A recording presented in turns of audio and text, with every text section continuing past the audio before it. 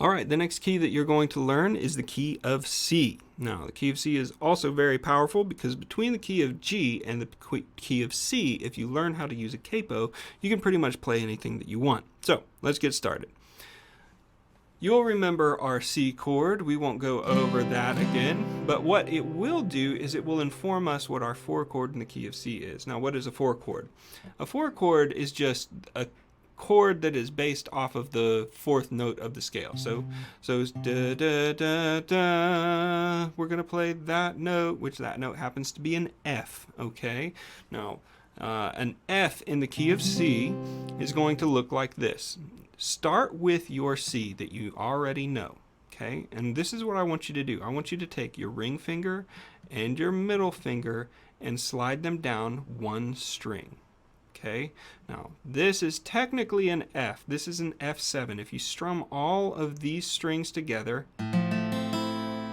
that last note right there turns it into what's called a 7 chord, which can be very pretty, especially in the key of C. So if it's much easier for you to play it like this, nobody's going to be complaining if you play this during a worship set, even if it's not written in the music. Okay, now one of the ways that you can turn this more into a F chord is by taking your pointer finger, finger number 1, and instead of just pressing down on one string with it, kind of turn your wrist sideways a little bit and press down with your finger on both of these strings, and that's going to make this high note go from that to this, and the whole thing will sound like this.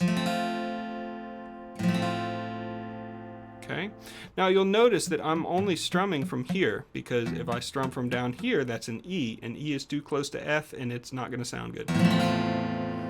It doesn't sound good. Okay, you'd have to wrap your thumb around in order to make it sound better. Okay, now there's some other ways that you can play an F chord. I found that for beginners this is the easiest way to play like that. Think about your C chord, pointer finger here, skip a string, up, up. Okay, but with your F chord, you're pressing down 2 strings at once, and then you play the next string, next fret, next string, next fret. Okay, and that's your F chord. All right, try it going back and forth between the F, down, down, up, and the C chord.